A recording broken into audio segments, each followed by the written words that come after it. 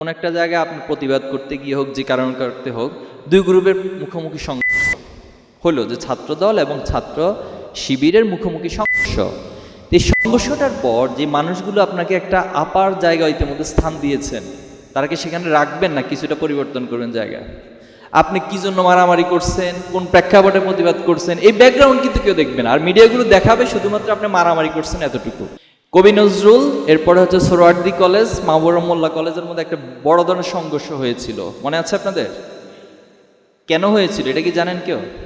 এই যে দেখেন, সমস্যাটা এখানেই। এবং মিডিয়া আপনাকে কেন হয়েছে, কেনর উত্তরে জীবনেও যাবে না, খুঁজতে যাবে না, ভাই এখানে কেন হয়েছে। আর দেখাবে যে মানুষ মারামারি, এবং লাইভ দেখাবে। আমরা দেখতে পাচ্ছি, দেখেন না, দৌড়ায় দৌড়ায় লাইভ করে, আমরা দেখতে পাচ্ছি একটা গ্রুপ ভেঙে চড়ে নিয়ে যাচ্ছে, মনে আছে আপনাদের? কাগজ কলম খাতা নিয়ে যাচ্ছে, মানে তারাও মজা পায় আর দর্শকরাও মজা পায়। তাহলে এই পজিশনটা আমাদের বলি, সেখানে মূলত হয়েছিল যে সোহরাওয়ার্দী কলেজের কিছু শিক্ষার্থী, তাদের একজন মাহবুবুর রহমান মোল্লা কলেজের, আচ্ছা যে কোনো একটা কলেজের একজন শিক্ষার্থী অসুস্থ ছিল, হিন্দু শিক্ষার্থী ছিল। তো তাকে সেখানে পুরান ঢাকা ওই কলেজের পাশে একটা হসপিটাল, সে হসপিটালে হচ্ছে চিকিৎসা নিতে গিয়েছেন। তো চিকিৎসার ক্ষেত্রে কিছুটা দুর্বলতা ছিল, পরবর্তী সে ছেলেটা মারা গেছেন। মারা যাওয়ার পর তার বন্ধুরা এসে হলো সেখানে অবস্থান নিয়েছেন যে আমরা এটার প্রতিবাদ জানাচ্ছি এবং এটার সুষ্ঠু তদন্ত দাবি জানাচ্ছি। তো সেই মেডিকেলের যিনি আবার প্রিন্সিপাল ছিলেন, অর্থাৎ মেডিকেল কলেজের প্রিন্সিপাল, ন্যাশনাল মেডিকেল সম্ভবত নাম, তিনি ছিলেন আবার বিএনপির একটু দাপট ব্যক্তিত্ব। তো তিনি ফোন দিয়েছেন হচ্ছে বিএনপির যারা লিডার তাদেরকে, তারা ফোন দিয়েছে হচ্ছে কবি নজরুল সোহরাওয়ার্দীর ছাত্র দলের যে গ্রুপ তাদেরকে। তারা গিয়ে হলো এই শিক্ষার্থীদের উপর ফার্স্ট হামলা চালাইছে, তাদেরকে অবস্থান থেকে সরিয়ে দেওয়ার জন্য। দেখেন ঘটনাটা কোথায়, এই যে সূত্রপাত ঘটলো। এখানে কয়েকটা পয়েন্টে ফেসবুক ইউজ করবেন। নাম্বার 1 হচ্ছে ফেসবুকে যেন আপনার দাওয়াতি চরিত্র ফুটে ওঠে। কেউ আপনার ফেসবুকের প্রোফাইলে স্ক্রল করবে, 1 মিনিট 2 মিনিট স্ক্রল করার পর আপনার প্রতি একটা ভালোবাসা জন্ম নেবে, তার একটা ভালো কনসেপ্ট তৈরি হবে, সবাই যেই তৈরি সেটা স্ক্রল করুক। তো এভাবে করে আপনি আপনার ফেসবুকটাকে সাজাবেন। এরপর অযথা কোথাও গিয়ে কমেন্ট করা, যে কোনো একটা বিষয়ে অযথা বিতর্ক তৈরি করে ফেলা। যেমন ধরেন আমিরে জামাত আসলেন, আসার পরে ওনাকে নির্বাচন নিয়ে প্রশ্ন করছেন, উনি বলছেন রমজানের আগে নির্বাচন। এখন আমাদের ভাইয়েরা এটা নিয়ে তর্ক বিতর্ক শুরু করে দিলেন। এটা তো আপনার কাজ না। আমিরে জামাতের একটা কথা কি বলবে না বলবে অবশ্যই তিনি চিন্তা ভাবনা করেই বলবেন, বলবেন না? নাকি আপনি মনে করেন যে ওনার যা মনে আসে তাই বলে? না, বিষয়টা তা না, অনেক চিন্তা ভাবনা করে বলে। দেন আমাকে যদি প্রশ্ন করেন, আমি বিশেষ করে গত 2 বছর সেক্রেটারি জেনারেল হওয়ার পর থেকে আজকে অনেকবার অনেক পোস্ট আমি লিখছি। লেখার পর আমার কাছে মনে হচ্ছে যে এটা তো আসলে আমার জায়গা থেকে যাচ্ছে না। এই কথাটা হয়তো আমার কোনো একজন সদস্য সাথীর জায়গা থেকে যায়, সে বললে ঠিক আছে সংগঠনের স্টেটমেন্ট, কিন্তু ছাত্র শিবিরের সেক্রেটারি জেনারেল বা সিপির জায়গা থেকে আসলে এই কথাটা বেমানান হয়। আমি আবার পুরোটা দেখা যাচ্ছে 1 ঘন্টা সময় নিয়ে লিখছি, পুরোটাকে আবার ডিলিট করে দিয়েছি। তাহলে আপনাকে আপনার পজিশন বুঝতে হবে। আপনি ইসলামী আন্দোলনের কর্মী, আপনি ইসলামের দায়িত্বশীল। আপনার যখন যা ইচ্ছা মন চাইলো সেটা লিখে ফেলবেন, এটা কমেন্ট করে দিবেন, সেটা পোস্ট করে দিবেন, এটা কখনো বৈশিষ্ট্য হবে না। এজন্য এই জায়গাগুলো খুব সেন্সিটিভ, আমাদেরকে সতর্ক থাকতে হবে। আর শিবির স্বতন্ত্র প্রতিষ্ঠান, এটা তো আপনিই সাক্ষী, আপনাকে শিবির গড়ে তুলেছে। জামাতের সাথে আমাদের সম্পর্কটা হলো আদর্শিক সম্পর্ক। কিসের সম্পর্ক? আদর্শের সম্পর্ক। জামাত যে আদর্শ নিয়ে যে জায়গায় যেতে চায়, আমরাও ঠিক একই জায়গায় যেতে চাই। এখন জামাতের আদর্শের সাথে যদি হেফাজতে এসে আমাদের সাথে যুক্ত হয়, সহযোগিতা চায়, যেমন মাঝখানে 12 তারিখে একটা প্রোগ্রাম হয়েছে, তো সেখানে সম্মিলিতভাবে প্রোগ্রামটা হয়েছে, আমরা সর্বোচ্চটুকু সহযোগিতা করেছি না? সেখানে আমাদের যতটুকু সামর্থ্য ছিল সর্বোচ্চটুকু দিয়ে সে প্রোগ্রামে সহযোগিতা করেছি। ইন দ্য সেম ওয়েতে বৃহত্তর আন্দোলনে আমরা সহযোগিতা করব, কিন্তু সেটা সংগঠনের সিদ্ধান্তের আলোকেই হবে। আবার জামাতকে একেবারে আলাদা কোনো গ্রহ বা আমরা আলাদা এরকম ভাবার কোনো মনস্তাত্ত্বিকভাবে প্রয়োজন নাই। আমার কথা কি বোঝা যাচ্ছে? তাই এখানে একটা কম্বিনেশন, ভারসাম্য রক্ষা করা। যখন লেজুর ভিত্তির প্রশ্নটা আসে, তো লেজুর ভিত্তি কি আমরা কি লেজুর ভিত্তি করে জামাতের? না, লেজুর ভিত্তি মানে হচ্ছে যা বলে, মানে জামাত যা বলবে সব মেনে নিবে, অথবা হচ্ছে জামাতই হচ্ছে সব কিছুর এজেন্ডা ঠিক করে দিবে। না, বিষয়টা তা না। জামাত আমাদের কোনো এজেন্ডা ঠিক করে দেয় না।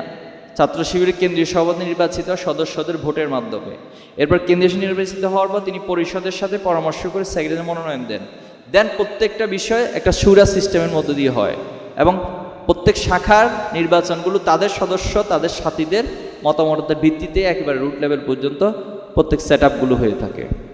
এরকম কি হয়েছে কি না যে আপনাদের কোনো একটা থানা সেট আপ, সেখানে কোনো এক থানা আমির এসে বলছে না ওনাকে সেট আপ দেওয়া যাবে না, আমি যা বলছি তাকে দাও, এরকম কোনো বিষয় আছে?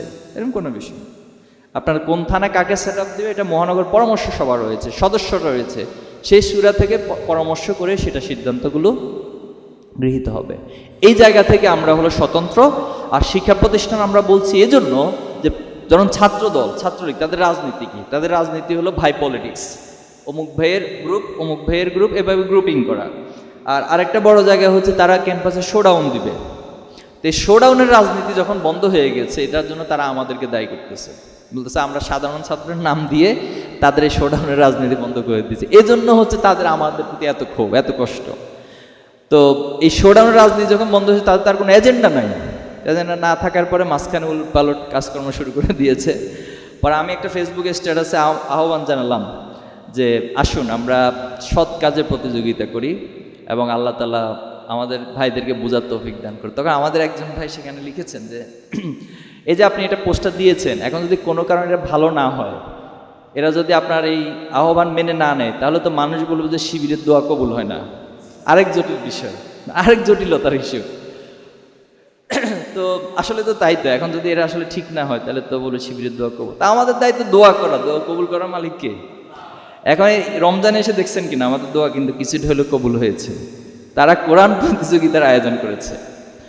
তো এটা কাকে, এটা অতীতে কিন্তু কোনোদিন করে নাই, এই ফার্স্ট টাইম তারা রমজানে কোরআন তিলাওয়াত প্রতিযোগিতা, হামনাত তিলাওয়াত প্রতিযোগিতার আয়োজন করেছে। তো মাশাআল্লাহ আস্তে আস্তে উন্নতি ঘটছে। তো এই যে ছাত্র শিবিরের টোটাল কার্যক্রম, এটা একজন ব্যক্তিকে, একজন শিক্ষার্থীকে যেভাবে করে গড়ে তোলে একটা শিক্ষা প্রতিষ্ঠান, ইন দ্য সেম ওয়েতে ছাত্র শিবিরের টোটাল আয়োজনগুলো, টোটাল মেকানিজমগুলো একজন শিক্ষার্থীকে তার চেয়ে বেশি কিছুভাবে তৈরি করে। এই জায়গা থেকে প্রতিষ্ঠান আর স্বাতন্ত্র্যের জায়গাটা তো আমি।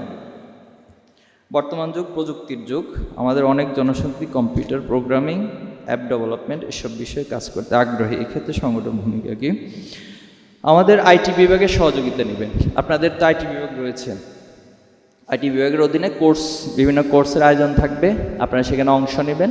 আর এর বাইরে যদি আপনার ইতিমধ্যে ভালো কোনো এক্সপার্টনেস থাকে তাহলে আপনাকে আরও উচ্চতরভাবে কীভাবে ট্রেনিং করানো যায় সেটা আইটি বিভাগের মাধ্যমে আমাদের কেন্দ্র আইটি বিভাগে যোগাযোগ করবেন, ইনশাল্লাহ ভাইরা সহযোগিতা করবে। ছাত্রদল যদি সাধারণ ছাত্রদের সাথে ঝামেলা করে তাহলে শিবিরের ইন্টারফেয়ার করবে, মানে শিবির সেখানে কিছু বলবে কিনা? অবশ্যই সাধারণ শিক্ষার্থীদের প্রতি যদি কোনো অন্যায় করে, জুলুম করে, আমরা কি আসলে কোনো ব্যক্তির বিরুদ্ধে নাকি জুলুমের বিরুদ্ধে? তাহলে আগে ছাত্রলীগ জুলুম করছে, তাহলে ছাত্র জুলুম করলে আমরা তাকিয়ে তাকিয়ে দেখব? কি করব? প্রতিবাদ করবো। তো প্রতিবাদের কয়টা স্তর থাকে? 3টি স্তর। কয়টা স্তর? হচ্ছে অন্যায় হতে দেখলে হাত দিয়ে প্রতিহত করা, আর যদি হাত দিয়ে সামর্থ্য না থাকে মুখ দিয়ে বলতে হবে, আর যদি মুখ দিয়ে সামর্থ্য না থাকে অন্তর দিয়ে ঘৃণা করতে হবে। তো বাংলাদেশের ক্ষেত্রে আমরা এখন যে পলিসিটা নিচ্ছি, নো কনফ্লিক্ট। আপনারা জেলখানে গিয়েছেন কেউ কখনো? জেলখানে যান নাই? আচ্ছা, 2-1জন আছেন। বাকি যারা জানে আপাতত আর সুযোগ নেই, যদি বিশেষ কোনো খবর তৈরি না হয়। তো জেলখানার একটা রুলস আছে, হচ্ছে কেউ কারো গায়ে হাত তুলতে পারবে না। ঝগড়া করবেন, কথা কাটাকাটি হবে, অনেক কিছু করবে, কিন্তু কেউ হাত তোলা মানে হচ্ছে তারও শাস্তি, কেস টেবিলে নিয়ে ইচ্ছে মতো পিটাইবে, আর যাকে হাত তুলবে তাকেও পিটাবে, দুজনকেই পিটাবে। তো জন্য হচ্ছে ধরেন মানে অনেক কিছু, অনেক কথা কাটাকাটি হয়, কিন্তু হাত থাকে কোথায়? পিছনে। ঠিক আছে, গায়ের সাথে ঘষাঘষি পর্যন্ত হয়ে যাবে, কিন্তু হাত কেউ উঠাবে না, কারণ হাত উঠালেই কেস টেবিলের বিপদের সম্মুখীন হয়। তো এই জন্য আমরা চাই যে এখন নো কনফ্লিক্ট। কেন? বৃহত্তর স্বার্থে। ধরুন ছাত্র শিবিরকে ছাত্র সমাজ, বাংলাদেশের মানুষ ইতিমধ্যে একটা পজিশন দিয়ে দিছে, এটা আমরা চাই না, তারাই পজিশনটা দিয়ে দিচ্ছেন। কারণ আমাদের যে সায়েন্স ফেস্ট হলো, এটার একটা অভিজ্ঞতা বলি। তো এই সায়েন্স ফেস্টে একটা বুথ ছিল, আপনারা গিয়েছেন কেউ ওখানে? যাওয়ার সুযোগ হয় নাই। তো তো একটা বুথ ছিল শিবিরকে জানো। তো শিবিরকে জানতে জানতে জানতে জানতে লাস্ট স্টেপটা হলো বড় একটা স্ক্রিনে শিবিরের সমর্থক হন। তো শিবিরের সমর্থক হন তো সাধারণত ছাত্ররা হবে, এটাই তো স্বাভাবিক। তো এখানে হচ্ছে মহিলারা লাইন ধরছেন, মানে মহিলারা তো উন্মুক্ত ছিল গিয়ে, এবং মহিলাদের পর্দা কোনো কিছুই স্বাভাবিক না, মানে পর্দা ছাড়া সব এসে সেখানে লাইন ধরছে। তা আমাদের ভাইয়েরা বুঝাইলেন যে এটা তো আসলে আপনাদের জন্য না, এটা হলো ছাত্রদের শিবিরের কার্যক্রম আমরা দেখেছি, এদের কার্যক্রম খুবই ভালো, এজন্য আমরা একটু কষ্ট হইলো লাইনে দাঁড়িয়ে হলো সমর্থনটা করে যাব, মানে সমর্থন করে ফিল আপ করে দেবো। আচ্ছা, তো তাহলে এই যে জায়গাটা, একটা জায়গা কিন্তু মানুষ আমাদেরকে দিয়েছে, এটা আল্লাহর মেহেরবানি। এখন ধরুন আপনি মাঠে ঘাটে যাবেন, যেখানে যাবেন, ছাত্র শিবির পরিচয় দেওয়ার পর দেখবেন একটু হলেও সম্মানের চোখে দেখে সাধারণ মানুষ, দেখে না? সাধারণ শিক্ষার্থীরাও দেখে, সবাই দেখে। তো এই যে সম্মানের জায়গাটা, এখন ধরেন সাপোজ কোন একটা জায়গায় আপনি প্রতিবাদ করতে গিয়ে হোক, যে কারণ করতে হোক, দুই গ্রুপের মুখোমুখি সংঘর্ষ হলো, যে ছাত্র দল এবং ছাত্র শিবিরের মুখোমুখি সংঘর্ষ। তো এই সংঘর্ষটার পর যে মানুষগুলো আপনাকে একটা আপার জায়গা ইতিমধ্যে স্থান দিয়েছেন, তারা কি সেখানে রাখবেন না কিছুটা পরিবর্তন করবেন জায়গা? আপনি কি জন্য মারামারি করছেন, কোন প্রেক্ষাপটে প্রতিবাদ করছেন, এই ব্যাকগ্রাউন্ড কিন্তু কেউ দেখবে না, আর মিডিয়াগুলো দেখাবে শুধুমাত্র আপনি মারামারি করছেন এতটুকু। কবি নজরুল, এরপরে হচ্ছে সোহরাওয়ার্দী কলেজ, মাহবুবুর রহমান মোল্লা কলেজের মধ্যে একটা বড় ধরনের সংঘর্ষ হয়েছিল, মনে আছে আপনাদের? কেন হয়েছিল এটা কি জানেন কেউ? এই যে দেখেন, সমস্যাটা এখানেই। এবং মিডিয়া আপনাকে কেন হয়েছে, কেনর উত্তরে জীবনেও যাবে না, খুঁজতে যাবে না, ভাই এখানে কেন হয়েছে, আর দেখাবে যে মানুষ মারামারি, এবং লাইভ দেখাবে। আমরা দেখতে পাচ্ছি, দেখেন না, দৌড়ায় দৌড়ায় লাইভ করে, আমরা দেখতে পাচ্ছি একটা গ্রুপ ভেঙে চড়ে নিয়ে যাচ্ছে, মনে আছে আপনাদের? কাগজ কলম খাতা নিয়ে যাচ্ছে, মানে তারাও মজা পায় আর দর্শকরাও মজা পায়। তাহলে এই পজিশনটা আমাদের বলি, সেখানে মূলত হয়েছিল যে সোহরাওয়ার্দী কলেজের কিছু শিক্ষার্থী, তাদের একজন মাহবুবুর রহমান মোল্লা কলেজের, আচ্ছা যে কোনো একটা কলেজের একজন শিক্ষার্থী অসুস্থ ছিল, হিন্দু শিক্ষার্থী ছিল। তো তাকে সেখানে পুরান ঢাকা ওই কলেজের পাশে একটা হসপিটাল, সে হসপিটালে হচ্ছে চিকিৎসা নিতে গিয়েছেন। তো চিকিৎসার ক্ষেত্রে কিছুটা দুর্বলতা ছিল, পরবর্তী সে ছেলেটা মারা গেছেন। মারা যাওয়ার পর তার বন্ধুরা এসে হলো সেখানে অবস্থান নিয়েছেন যে আমরা এটার প্রতিবাদ জানাচ্ছি এবং এটার সুষ্ঠু তদন্ত দাবি জানাচ্ছি। তো সেই মেডিকেলের যিনি আবার প্রিন্সিপাল ছিলেন, অর্থাৎ মেডিকেল কলেজের প্রিন্সিপাল, ন্যাশনাল মেডিকেল সম্ভবত নাম, তিনি ছিলেন আবার বিএনপির একটু দাপট ব্যক্তিত্ব। তো তিনি ফোন দিয়েছেন হচ্ছে বিএনপির যারা লিডার তাদেরকে, তারা ফোন দিয়েছে হচ্ছে কবি নজরুল সোহরাওয়ার্দীর ছাত্রদলের যে গ্রুপ তাদেরকে, তারা গিয়ে হলো এই শিক্ষার্থীদের উপর ফার্স্ট হামলা চালাইছে তাদেরকে অবস্থান থেকে সরিয়ে দেওয়ার জন্য। দেখেন ঘটনাটা কোথায়, এই যে সূত্রপাত ঘটলো, ঘটার পরে এখন এরা ছাত্রদল মারছে না কি মারছে এটা তো বিষয় না, বিষয় হচ্ছে ওই কলেজের এরা মারছে। এই সাধারণ শিক্ষার্থীরা এবার সবাই এসে ওই কলেজটা ভেঙে দিল, সোহরাওয়ার্দী কলেজে যে ভাঙচুর চালাইলো প্রথম দিন। এবার সোহরাওয়ার্দী কলেজ যেটা করলো যে এই আশপাশে সব কলেজকে নিয়ে একসাথে গিয়ে পরের দিন আমরা মাহবুবুর রহমান মোল্লা কলেজ হামলা করব, সবাই আসো। তো তার মানে কোথায় ঘটনাটা, শুরুটা কোথায় আর শেষটা কোথায়? কিন্তু মাঝখানে কেন ঘটনা এটা কিন্তু কেউ খুঁজতে যায়নি। তো এই জন্য আপনি আমি এই যে গত পরশু দিনের ঘটনা বলি আপনাদেরকে, রাজশাহী পলিটেকনিকে একটা মেয়েকে কিছু ছেলে, তাদের নাম নাকি ছাত্র দল, তো তারা হচ্ছে ইপটিজিং জাতীয় কিছু একটা করছে, ইপটিজিং করছে কিনা জানি না, এই জাতীয় কিছু একটা করেছে। করার পর সেখানে আমাদের একজন সাথী ছিল, তো সেটার প্রতিবাদ করছে অথবা কিছু একটা বলছে, বলার পর তার সাথে হাতাহাতি হয়েছে, এবং হাতাহাতি হওয়ার পর মোটামুটি কিছুটা হয়ে গেছে। হয়ে যাওয়ার পর এখন স্বাভাবিক রাজশাহী তো রক্ত গরম আমাদের ভাইদের, আর রাজশাহীতে অনেক শহীদের সেখানে স্মৃতি, সব কিছু মিলে আমাদের ভাইদের পক্ষ থেকে মোটামুটি আশপাশে, আর ওইখানে হচ্ছে আশপাশে যারা আবাসিক এরিয়া থাকে এদেরকে ডাকতে হয় না, এরা যদি শুনে, এরা সারাদিন অপেক্ষায় থাকে কোথাও কিছু একটা হচ্ছে কি না, এবং এরা চায় যে কিছু একটা হোক, হলে হচ্ছে এদের মোটামুটি সৌর্য বীর্যতা দেখাতে পারে।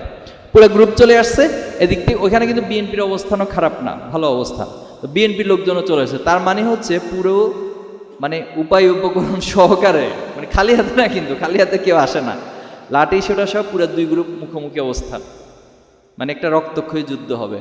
এর মধ্যে মহানগর সভাপতি কল দিলেন, তা আমি ওনাকে বলছি যেভাবে পারেন আপনি এটাকে থামাইতে হবে, কিভাবে থামাবেন কি করবেন জানি না, তারপর ওরা পরামর্শ দিলাম যে দ্রুত হচ্ছে আপনি ঊর্ধ্বতনের সাথে কথা বলেন, বলেন যে আপনারা আপনাদের গ্রুপকে নিয়ে যান, আমরা আমাদের গ্রুপকে নিয়ে যাচ্ছি, এবং একটা টাইম ফিক্সড করেন যে আপনাদের 10 জন আমাদের 10 জন সব বসে পুরো বিষয়টা পর্যালোচনা করে আমরা সমাধান করব, যে অপরাধ করবে আমরা শাস্তি দিব। তো স্বাভাবিকভাবে ঊর্ধ্বতন সেটা মেনে নিয়েছে, তারা তাদের গ্রুপকে সরাই নিয়েছে, আমাদের ভাইয়ের গ্রুপকে সরিয়ে নিয়েছে।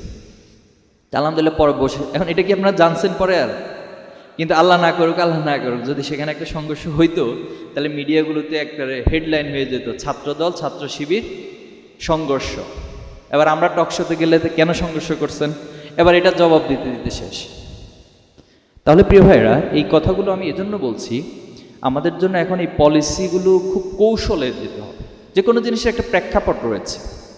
5ই আগস্টের আগের দিন 4ই আগস্ট আমাদের ভাইয়েরা নক দিচ্ছে, ভাই মানে খালি হাতে আর কিভাবে, খালি হাতে মানে হচ্ছে যে ওনার তো ছাত্রলীগ যেদিন প্রথম ঢাকা ইউনিভার্সিটি ক্যাম্পাসে হামলা করলো, হামলা করার পরে ঢাকা মেডিকেলের শিক্ষার্থীদেরকে নিয়ে যাওয়া হলো, সেখানে আমরা চিকিৎসা দিতে গেলাম, আমাদেরকে যেতে দিল না, মানে এক ধরনের পিটিয়ে বের করে দিল।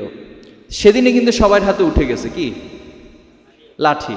তো 4 তারিখে এসে বলতেছে ভাই খালি হাতে আর হচ্ছে না, তার মানে লাঠি দিয়ে আর হচ্ছে না। তখন কি বলবো, আমি বলছি যা আপনার যেখানে যা পান এগুলো নিয়ে কোনো কোশ্চেন করা যাবে না, সেটাই ব্যবহার করেন না। এখন প্রশ্ন হচ্ছে যে এটা কি আমি সবসময় বলবো? তাহলে ওই প্রেক্ষাপটটা আমাকে বাধ্য করেছে ওই সময় এগুলোটা বলার জন্য। সেজন্য এখনকার প্রেক্ষাপটে আপনি মারামারি করবেন, এটা আমাদের জন্য কিন্তু ওই পজিশনটা নড়ে যাবে। ক্লিয়ার? আপনাদের এই চট্টগ্রামেই 5 তারিখের পরে দাওয়াতি পক্ষ হয়েছিল, একটা মাদ্রাসায় দাওয়াতি কাজ করতে গিয়ে আমাদের এক ভাইকে মেরে রক্তাক্ত, জানেন তো আপনারা। তো মহানগর সভাপতি আমাকে বললো যে ভাই এটার প্রতিক্রিয়া দেখাবো কিনা। চিটংয়েও কিন্তু আবার প্রতিক্রিয়া ভালোই দেখাতে পারে, সব সময় উদ্গ্রীব থাকে প্রতিক্রিয়া দেখানোর জন্য।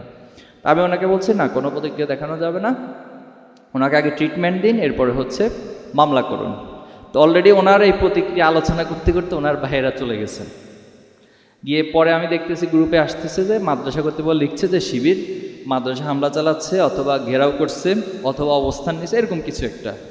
পরে আমি মহানগর সভাপতির সাথে খুব সিরিয়াসলি একবার রাগ করে বললাম যে আপনি যে কোনো মূল্যে তাদেরকে ফেরত নিয়ে আসতে হবে। পরবর্তীতে নিয়ে আসলো, মামলাও হয়েছে। মামলা হওয়ার পরে আবার মাদ্রাসা কর্তৃপক্ষ যোগাযোগ করছে যে আমরা ভুল হয়ে গেছে, মামলাটা উঠানোর ব্যবস্থা করেন, আমরা এটা নিয়ে বসবো, সমাধান করবো। তাহলে দেখেন, যদি সেখানে আমাদের ভাইয়েরা সত্যি গিয়ে কোনো একটা কিছু ঘটতো, তাহলে এটা আমাদের উপকার হতো না অপকার হতো? কিন্তু যেটা ঘটেছে এটা উপকার হলো না অপকার হলো? উপকার হয়েছে। মিল্লাতে আমাদের একজন ভাইকে মারছেন, এটা ঘটনা সাপেক্ষে। পরবর্তীতে সেখানেও একই কেস। প্রথমে মিল্লাতের ভাইয়েরা বললো যে ভাই একটা প্রতিক্রিয়া দেখানো দরকার। প্রতিক্রিয়া হচ্ছে থানায় যাবেন, থানায় বসে থাকবেন যতক্ষণ মামলা না হবে, এটা গিয়ে প্রতিক্রিয়া দেখিয়ে আসে। তা আলহামদুলিল্লাহ সেটা করছে, করার পরে আবার ক্ষমা চাওয়া। কিন্তু তার আগে কিন্তু ছেলে গাড়িতে উঠেছে, যে ভাইটা, তো যে ছেলেটা ছাত্রদল করে পরিচয়, সে কিন্তু গাড়িতে উঠে উলটপালট মন্তব্য করেছে, এটা লাইভে এসে, খেয়াল আছে আপনাদের? কিন্তু যখন মামলা হয়েছে আবার তার পরিবার যোগাযোগ করলেন, এবং তার পরিবার জামাত হয়ে গেছে এখন। মানে তার বাবা রোকন এমন পরিচয় নিয়ে হাজির হচ্ছে যে আমরা ভুল হয়ে গেছে, আমার সন্তান ভুল করছে। তো এই জন্য আমাদের এই পরিবেশ পরিস্থিতিটা বুঝতে হবে, এবং সে আলোকে রিয়াকশন দেখানোর, প্রতিবাদ করার সিস্টেমটার মধ্যেও কিছু কৌশলগত পার্থক্য নিয়ে আসতে হবে। আর ক্যাম্পাসের ইস্যুগুলো কখনো নিজে একা হ্যান্ডেল করতে যাবেন না। যে কোনো একটা ইস্যু তৈরি হবে, যদি ন্যায়ের পক্ষে থাকেন সবাইকে আপনি একত্রিত। IUB media